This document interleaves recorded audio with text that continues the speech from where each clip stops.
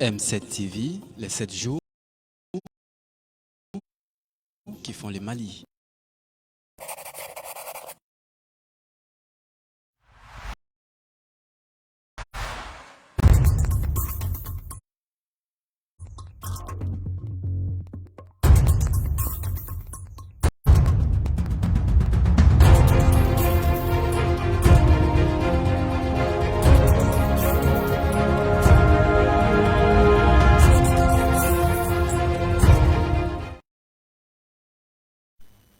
Mardi 25 janvier 2022, mesdames, messieurs, bonsoir et soyez les bienvenus pour vous informer sur M7 Télévision et Émergence FM. Au sommaire de ce journal, tractation en cours au niveau sous-régional et continental pour trouver une issue à la crise malienne après les sanctions de la CEDEAO et de l'UEMOA. Les détails en début d'édition. Et puis visite du ministre de l'économie et des finances à la direction des impôts du district de Bamako après ses performances réalisées au titre de l'année 2021. Vous le verrez. Nous aurons également dans ce journal un dossier consacré à l'achat des vignettes moto en ce début d'année 2022.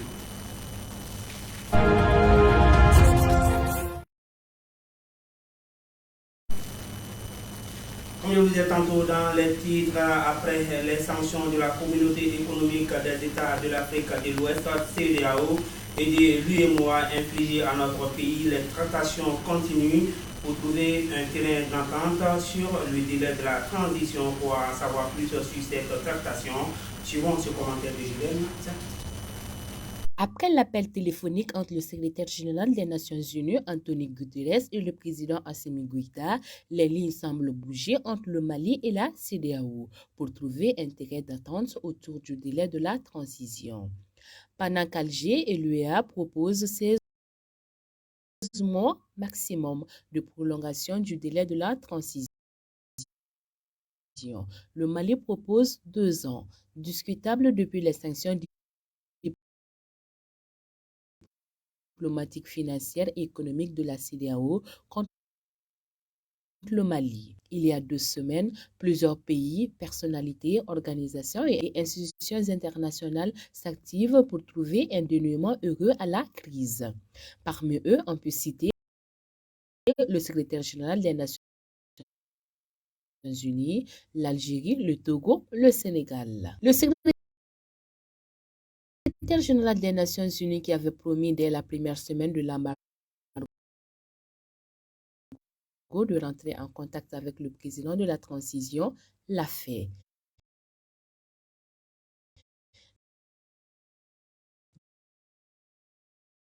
Dans son rôle de grand médiateur, Antonio Guterres, dans un entretien qu'il a eu avec Assimi Goïta le mercredi dernier, a demandé au chef de l'État malien un calendrier électoral acceptable.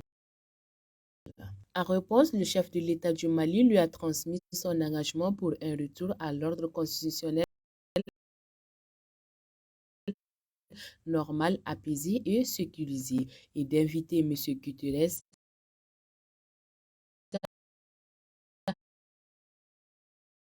à encourager la communauté internationale à accompagner le Mali en plaçant l'intérêt supérieur de la population malienne au-dessus de toute autre considération. On se souvient que lors d'un entretien qu'il a eu avec des journalistes le 13 janvier dernier, Antonio Guterres a laissé entendre que si un calendrier acceptable est présenté et si le gouvernement prend des mesures dans cette direction, il y aura une levée progressive des sanctions. Mercredi 19 janvier 2021, après son voyage discret à Bamako, où il s'est entretenu avec son homologue malien, le colonel Assimi Goïta, le président togolais Faure Yandema a transité par Dakar, c'est-à-dire jeudi 20, tard dans la soirée. Selon les informations obtenues par Confidentiel Afrique, M. Yandema a rencontré son homologue sénégalais Macky Sall. Sans tambour ni trompette, il a demandé au président Sall de prendre le dossier malien en main et de s'impliquer davantage pour le retour du Mali dans les instances communautaires CEDEAO UEMOA. Selon les informations de nos confrères, le chef de l'État sénégalais qui assure depuis samedi 22 janvier 2022 la présidence tournante de l'Union africaine a rassuré son homologue togolais qui abattra des cartes pour indigène de la crise politique et économique. Notons que Bamako a proposé à la CEDEAO une prolongation de la transition de 2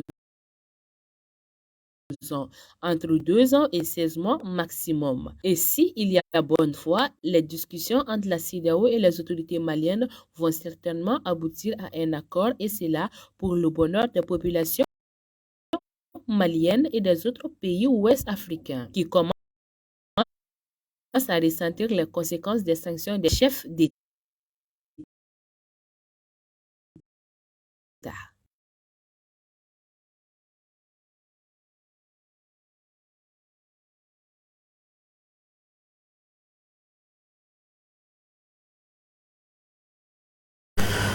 Nous restons toujours en politique pour continuer avec la crise sociopolitique qui connaît notre pays. Le monde entier est resté solidaire au Mali à travers une grande mobilisation pour protester contre les sanctions qui lui ont été infligées par la communauté économique des États de l'Afrique de l'Ouest, CEDEAO. À ce sujet, Sambabé Traoré de la jeunesse collective pour la refondation du Mali, en abrégé Korema, nous donne ses impressions. Il est au micro d'Abdoulaye Fama Koulibaly. Oui. Et en fait, là, c'est très normal que toute l'Afrique sorte pour soutenir les Maliens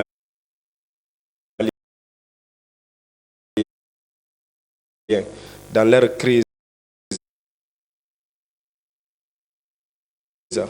Bon, si on comprend bien les choses, tout a été commencé par le Mali. Quand vous connaissez l'histoire du Mali, l'histoire du Mandé, vous voyez que le Malien, il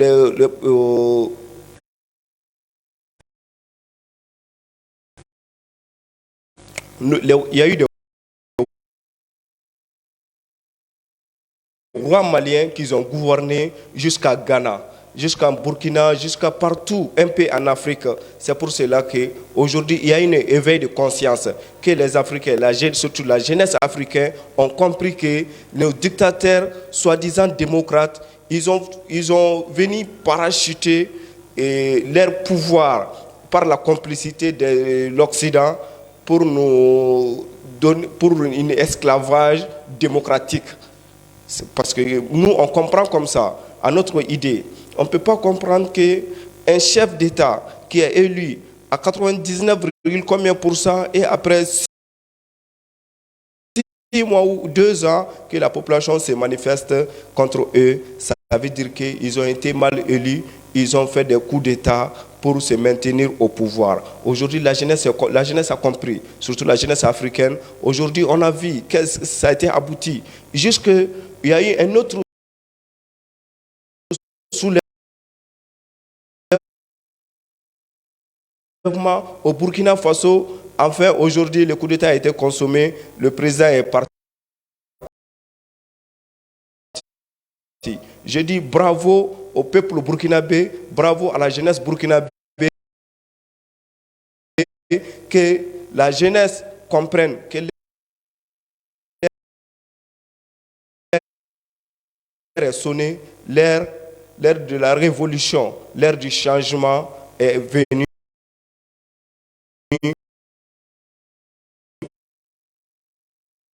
Pour nous, il faut qu'on comprenne qu'on doit accepter d'être nous-mêmes pour avancer et puis avoir un digne Afrique de ce nom. Parce qu'aujourd'hui, quand on prend l'Afrique, l'Afrique francophone le Mali est la mère de tout.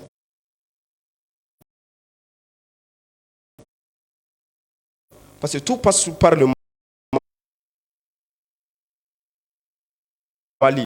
Si le Mali a subi un embargo, la Côte d'Ivoire, Burkina, Sénégal, Mauritanie, tous ils vont sentir.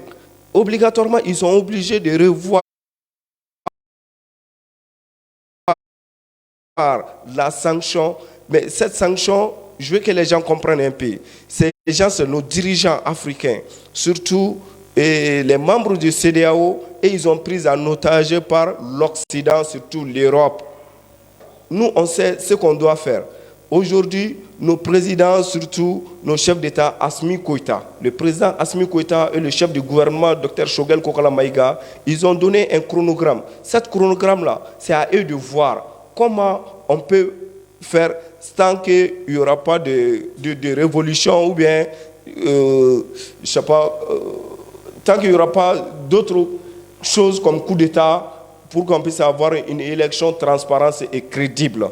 Aujourd'hui, c'est le peuple malien a besoin, surtout le peuple africain a besoin d'une élection crédible, transparente. Direction le pays des hommes intègres où, à la suite d'un soulèvement populaire à la faveur d'une mutinerie, les militaires burkinabés se sont emparés du pouvoir en renversant le président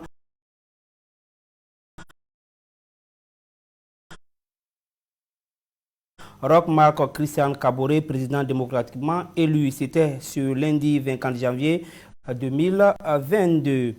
Retour sur les faits avec Kader Touré.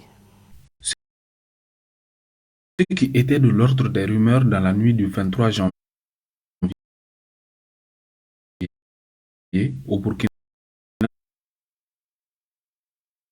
Faso est depuis hier soir une réalité tangible. Au cours d'une émission spéciale à la télévision burkinabé,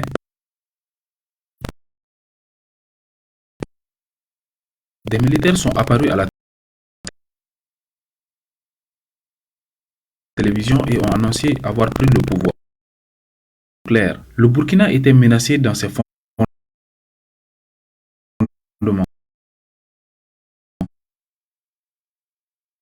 Et face à l'incapacité selon lui du pouvoir d'unir les Burkinabés pour combattre les terroristes, le mouvement patriotique pour la sauvegarde et la restauration, à leur tête le lieutenant-colonel Paul-Henri Sandaogo Damimba,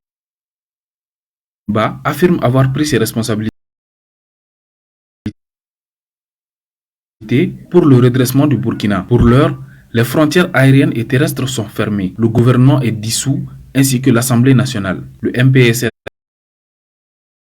envoie des gages de bonne foi. Ils ont insisté sur le fait de vouloir respecter les engagements internationaux du pays. Cet après-midi, un communiqué du MPSR est apparu disant que les frontières aériennes sont désormais ouvertes à compter de ce jour 25 janvier 2022. Il précise par ailleurs que la fermeture des frontières terrestres ne concerne pas les véhicules de camions humanitaires, ceux transportant les denrées alimentaires, ceux transportant les denrées de première nécessité et ceux des produits et équipements destinés aux forces de défense et de sécurité. L'actualité dans nos régions, nous nous y intéressons également, c'est dans Zoom sur le Mali et c'est signé ce soir Kandia Traoré. Zoom sur le Mali. À Kita, la gestion efficiente de l'école était au centre d'un cadre de concertation tenu le dimanche 23 janvier 2022 à Kita. Organisé par le Centre d'animation pédagogique de la région, la rencontre a regroupé les responsables des comités de gestion scolaire, les directeurs d'école et les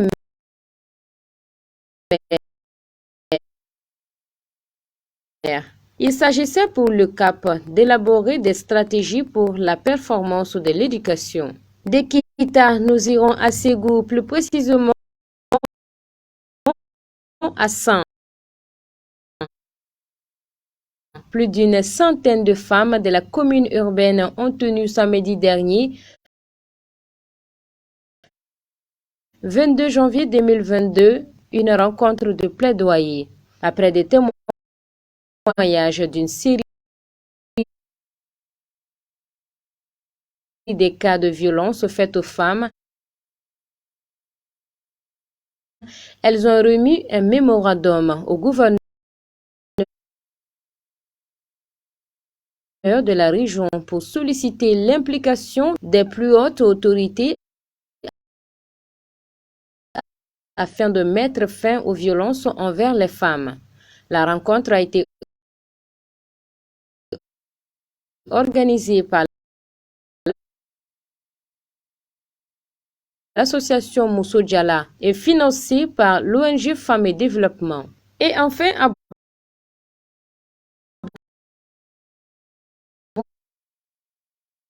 Bourem, les impacts des sanctions de la CEDEAO et l'UEMOA se font sentir. Les prix des denrées de première nécessité sont en hausse. L'huile, le riz, le sucre coûtent cher. Depuis l'annonce de l'embargo, les populations demandent aux autorités locales de s'impliquer pour reculer les prix dans les marchés.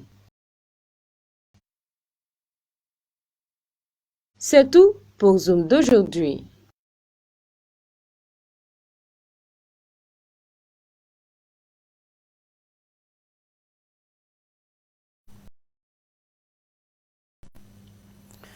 De l'intérieur de notre pays, nous partons hors de nos frontières pour voir ce qui marque également l'actualité. C'est dans la page internationale et c'est signé ce soir Penda Sidibé. Le Sénégal attend encore les résultats officiels des élections municipales et départementales le dimanche 23 janvier. Mais déjà, la coalition au pouvoir a reconnu sa défaite dans plusieurs grandes capitales régionales, Dakar, Ziguinchor, Kaolack et Diourbel, remportées par Ousmane Sonko. Un sanglant revers pour la majorité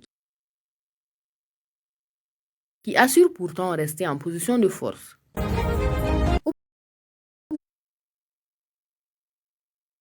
Au Burkina Faso, le président Roch Marc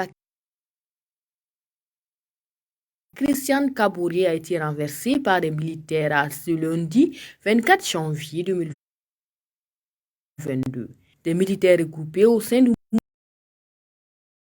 mouvement patriotique pour la sauvegarde et la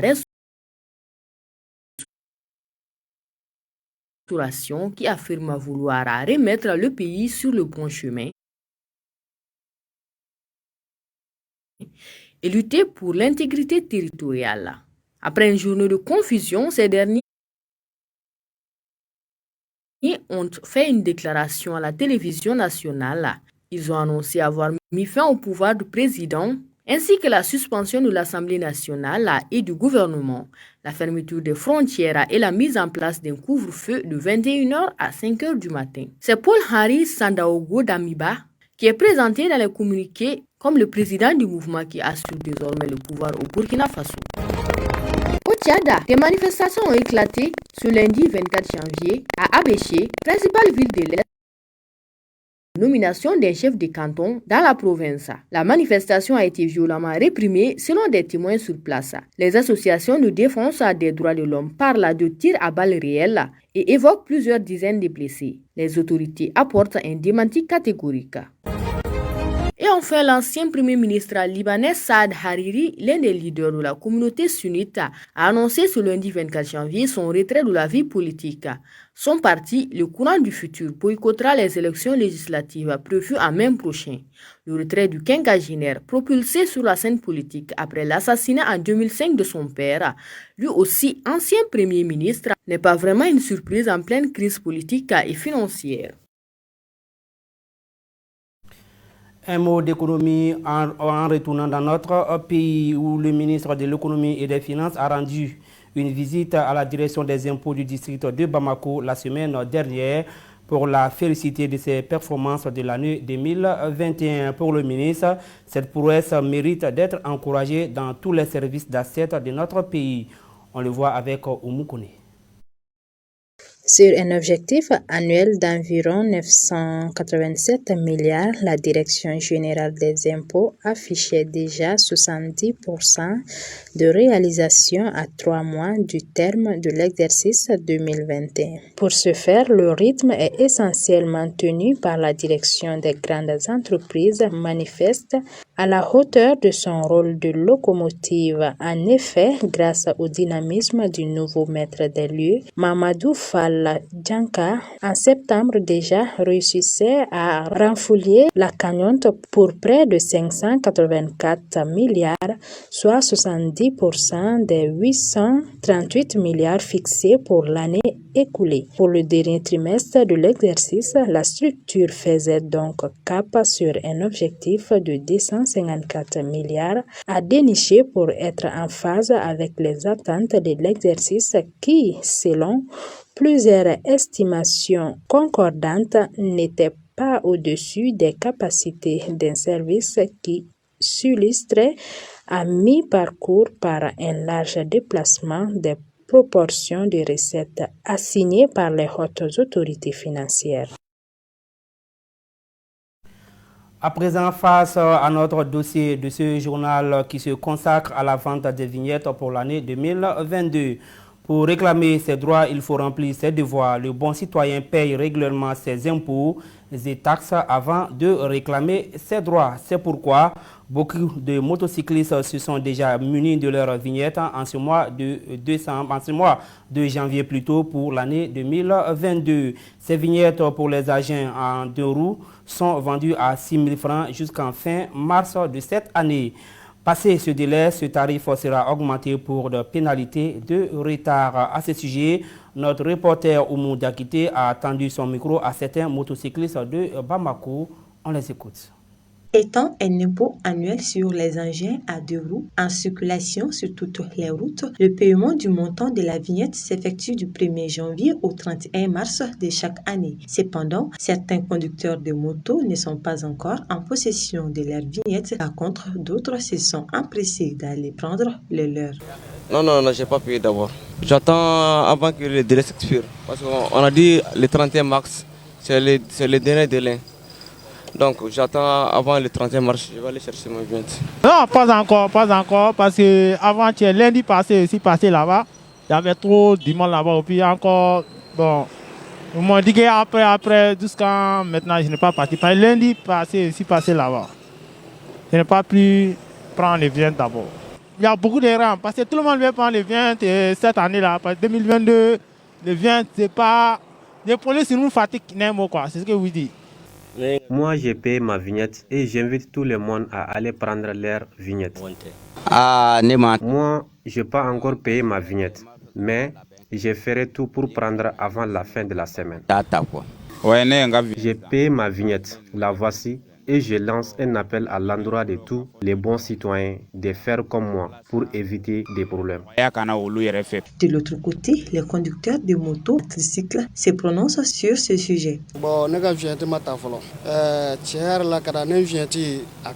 Jusqu'à présent, je n'ai pas encore payé ma vignette, car le montant de la vignette de la moto tricycle est très cher. Surtout, si c'est neuf, le montant c'est à 45 000 francs et les anciennes à 30 000 francs. Nous, les conducteurs des motos tricycles, nous souffrons beaucoup. Je